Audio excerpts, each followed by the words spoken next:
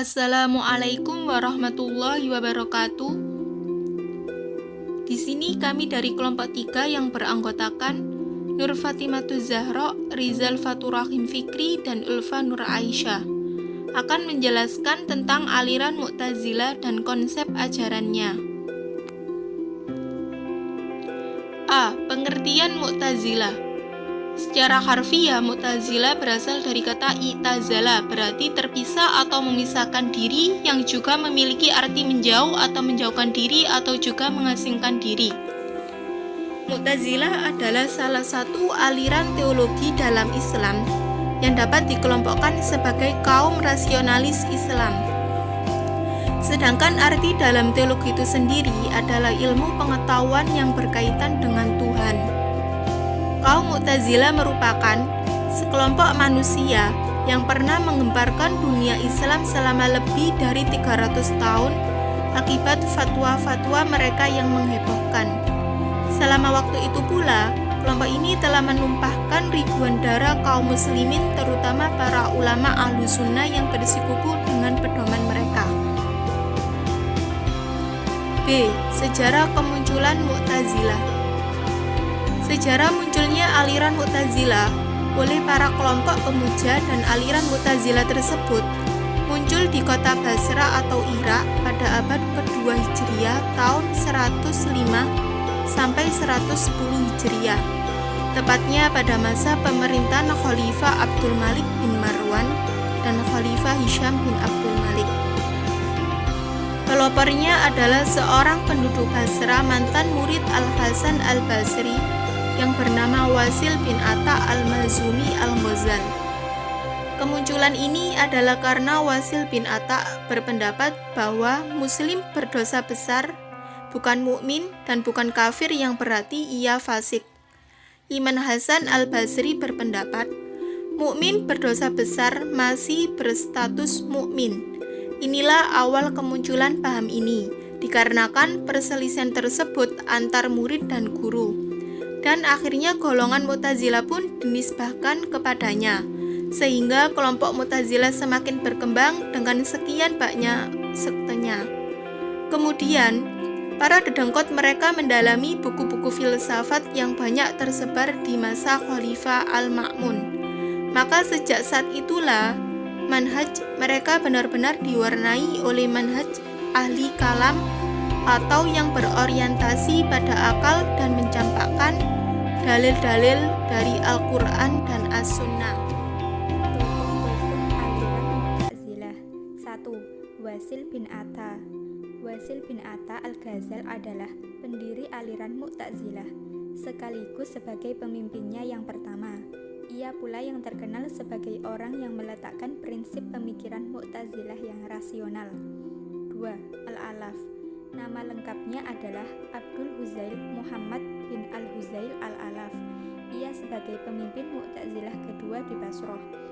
Ia banyak mempelajari filsafat Yunani. Pengetahuannya tentang filsafat memudahkan baginya untuk menyusun dasar-dasar ajaran Mu'tazilah secara teratur. 3. Bishr bin Al-Muta'ammir. Ia adalah pemimpin aliran Mu'tazilah di Baghdad. Ia adalah seorang tokoh aliran ini yang membahas konsep tawallud, yaitu batas-batas pertanggungjawaban manusia atas perbuatannya. Bishr mempunyai murid-murid yang besar pengaruhnya dalam penyebaran paham Mu'tazilah, khususnya di Baghdad. 4. An-Nazam. Nama sebenarnya adalah Ibrahim bin Sayyar bin Hani An-Nazam. Ia adalah murid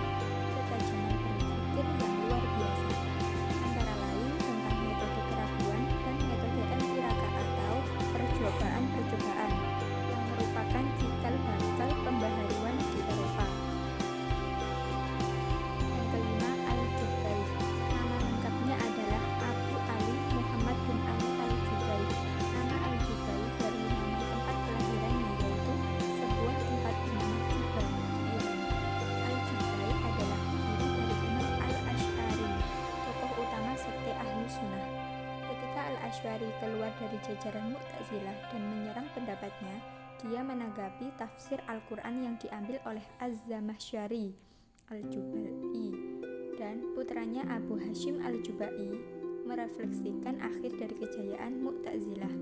Yang keenam, Al-Hayat. Abu Husain Al-Hayat adalah salah satu pemimpin Mu'tazilah Baghdad. Bukunya yang berjudul Al-Intisar berisi tentang pembelaan aliran Mu'tazilah dari serangan Ibnu Ar-Rawandi. Itu hidup pada masa keterbelakangan sekte Mu'tazilah. Al-Qadhi Abdul Jabbar yang ketujuh, yaitu dia ditunjuk sebagai hakim ketua oleh Ibnu Abbad. Di antara karya-karyanya yang hebat adalah tinjauan tentang ajaran-ajaran Mu'tazilah. Al-Qadhi Abdul Jabbar adalah sosok yang hidup pada masa kemunduran Mu'tazilah, namun ia mampu berprestasi baik di bidang sains maupun di bidang ilmu pengetahuan kantor negara. Yang kedelapan, Az-Zamakhsyari. Nama lengkapnya Jarullah Abdul Qasim Muhammad bin Umar, lahir di desa Zamakhsyar, Iran. Ia terkenal sebagai tokoh dalam ilmu tafsir, nahwu, dan parama sastra. D. Pokok-pokok ajaran Mu'tazilah. Yang pertama yaitu At-Tauhid atau keesaan Allah. Ajaran terpenting dari Mu'tazilah adalah At-Tauhid atau keesaan Allah. Oleh karena itu, para Mu'tazilah menolak pengertian antropomorfisme, yaitu pengertian yang menggambarkan Tuhan sebagai makhluknya. Mereka juga menolak visi beatifik, yaitu pandangan bahwa Tuhan dapat dilihat oleh manusia. Satu-satunya sifat Tuhan yang benar-benar mustahil ada pada makhluknya adalah sifat qadim. Paham ini mendorong para Mu'tazilah untuk meniadakan sifat-sifat Tuhan yang eksistensinya sendiri di luar esensi Tuhan. Yang kedua, Al-Adl atau keadilan. Bagi para Mu'tazilah, pemahaman ini muncul karena mereka ingin mensucikan amalan Tuhan dari kemiripannya dengan amalan makhluk. Hanya Tuhan yang melakukan keadilan sesering mungkin. Tuhan tidak bisa tidak adil. Yang ketiga, Al-Wa'd wal Al-Wa'id, yaitu janji dan ancaman. Para Mu'tazilah percaya bahwa Tuhan pasti akan memberi pahala dan akan memberikan siksa kepada manusia di akhirat. Bagi mereka, Tuhan tidak dikatakan adil jika Dia tidak memberi pahala kepada mereka yang berbuat baik dan tidak menghukum orang jahat. Keadilan mengharuskan yang bersalah diberi hukuman dalam bentuk neraka dan yang baik diberi hadiah dalam bentuk surga, seperti yang dijanjikan Allah Tuhan. Yang keempat, Al-Manzilah bainal manzilatain, yaitu posisi di antara dua posisi. Prinsip keempat ini juga erat kaitannya dengan prinsip keadilan Tuhan. Melakukan dosa besar bukanlah orang kafir, karena mereka masih percaya kepada Tuhan dan Rasul-Nya. Tetapi mereka bukan orang beriman, karena keimanan mereka sudah tidak sempurna lagi. Dan yang terakhir adalah Amar Ma'ruf Nahi Munkar, yaitu memerintahkan berbuat baik dan melarang berbuat jahat. Dalam hal ini, para Mu'tazilah memiliki pendapat yang sama dengan kelompok muslim lainnya. Kalaupun ada perbedaan hanya dalam pelaksanaannya, apakah seruan untuk berbuat baik dan larangan berbuat jahat dilakukan dengan lembut atau dengan paksaan? Assalamualaikum warahmatullahi wabarakatuh. Di sini saya akan melanjutkan keterangan dari teman saya, bagian E, pemikiran politik Mu'tazilah.